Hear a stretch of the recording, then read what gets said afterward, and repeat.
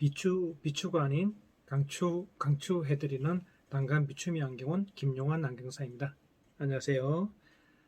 네, 오늘은 라식과 라식 수술 하기 전에 꼭 체크를 해봐야 할 몇 가지 사항에 대해서 제가 한번 설명을 해드리겠습니다. 보통 한 20살 넘어가면은 예전에 근시를 가지고 있던 분들이 특히 이제 대학생이 되거나 아니면 군대를 갔다 오거나 이런 젊은 친구들이 이제 라식이나 라섹 수술을 많이 하는데요. 이분들이 수술하기 전에 꼭 몇 가지 체크를 해야 될 부분이 있습니다. 왜냐하면은 이런 체크를 하지 않고 수술했다가 큰 낭패를 보는 친구들이 많이 있거든요. 그 부분에 대해서 오늘 설명을 할 것인데 어떤 부분을 확인을 해야 되는가 한번 설명을 하도록 하겠습니다. 첫 번째, 우리가 눈의 질환이라든가 각막이라든지 이런 질환적인 눈의 안구적인 이런 부분에 대해서는 수술 전에 병원에서 다 체크를 하기 때문에 그런 부분은 제가 설명해 주는 부분에서는 해당이 되지 않고, 그 전에 이 친구가 수술하기 전에 다른 이상 증상이 있는데도 불구하고 수술을 해버리면은 그 부분 때문에 수술하고 난 이후에 굉장히 불편함을 겪는 그런 현상을 제가 설명해 드릴 건데요. 어떤 것이 있냐 그러면은 첫 번째, 이 친구가 안경을 쓰고 있을 그 당시에 눈 상태를 확인을 해야 됩니다.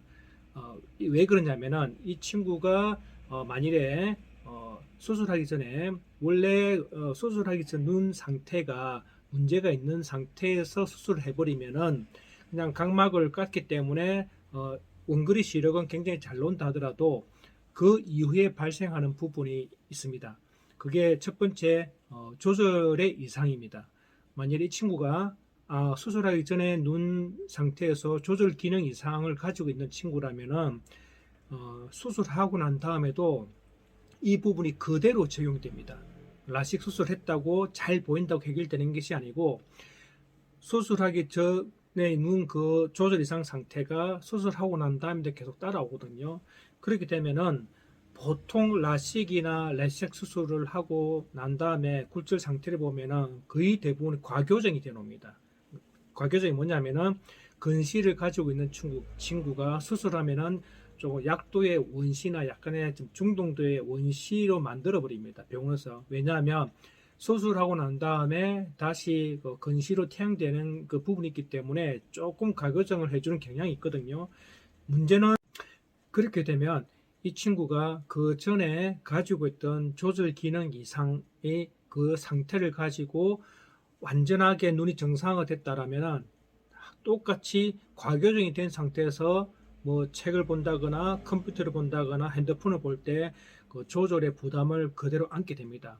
이게 수술하기 전보다 더 심한 조절의 부담을 안게 되죠. 그러면 그냥 원거리는 괜찮아요. 멀리는 잘 보입니다. 그런데 책이나 핸드폰을 집중해서 오래 볼 수가 없습니다. 그럼 눈이 아프고 편두통도 생기고 여러 가지 부작용이 발생되는 부분이 있거든요. 그래서 그 수술하기 전에 자신의 조절 기능 상태가 어떤가를 꼭 체크해야 됩니다. 첫째, 조절력. 우리가 포커스 맞춘다 하죠. 그 포커스 맞추는 힘이 얼마나 되는지, 그리고 조절 용이성 검사도 하셔야 됩니다. 이런 부분을 검사를 해서 어느 정도 증상이 나타났을 때, 정상이라고 싶을 때 수술하면 괜찮습니다. 그리고 두 번째, 양안시 이상입니다. 이 친구가 수술하기 전에 원래 안경을 쓰고 있거나 아니면 안경 쓰든 안 쓰든 이 친구의 양안시 기능 이상이 있었다라면 수술하고 난 다음에도 똑같은 그 양안시 이상을 가지고 갑니다. 앞에 말했던 조절 기능 이상과 마찬가지로 양안시 이상이 있는 분들은 수술을 한다 하더라도 똑같이 갑니다. 뭐가 문제냐 그러면 특히 제일 불편한 게 수직 사위입니다. 수직 사위는 오른쪽 눈, 왼쪽 눈에 어느 한쪽 눈이 이렇게 위로 올라가려는 힘이 세거나 밑으로 내려가려는 힘이 세기 때문에 요 수직 편의가 있는 친구들은 수술을 하고 난 다음에도 항상 그걸 느끼게 됩니다. 그러면은 한쪽 눈씩 교정 시력이 잘 나온다 하더라도 양쪽 눈을 뜨고 봤을 때 또 수직 편의에 대한 부담을 가지고 또 생활할 수밖에 없습니다. 이런 친구가 위험하고요. 두 번째, 내편이 눈이 안으로 몰리는 성향이 강한 친구가 있습니다. 이게 양안시 이상 중에서 좀 눈을 많이 피곤하게 하는 그런 편의 중에 하나인데요. 뇌편의가 있는 친구가 또 수술한다 손치더라도 똑같은 그 뇌편의의 부담을 가지고 생활할 수밖에 없습니다. 그러면 아까 얘기했듯이 조절 기능 이상하고 비슷한 증상인데요. 뇌편의가 있는 친구들은 근거리를 볼 때 이걸 다시 그 초출 맞추기 위해서 힘을 작용하는 이 부분이 못 따라가면 눈이 바로 피곤하거든요. 그래서 가교정이 됐을 경우에 라식 수술하고 그다음에 조절 기능 이상이 있는 상태에서 뇌편의가 있었다. 그럼 이 친구는 근거리를 거의 집중해서 볼 수가 없습니다. 이 친구들은 나이가 어리더라도 근거리 안경, 큰 부통형 안경을 따로 구입할 수밖에 없는 그런 상황에 처하게 되거든요. 그래서 수술하기 전에 이 부분은 꼭 확인해야 됩니다. 그리고 두 번째는 간헐성 사시. 이게 간헐성 내사시도 있고 간헐성 외사시도 있습니다. 이런 친구들도 수술을 하고 난 다음에도 똑같은 그런 간헐성 사시기를 가지고 생활을 할 수밖에 없습니다. 그러면 똑같이 불편합니다.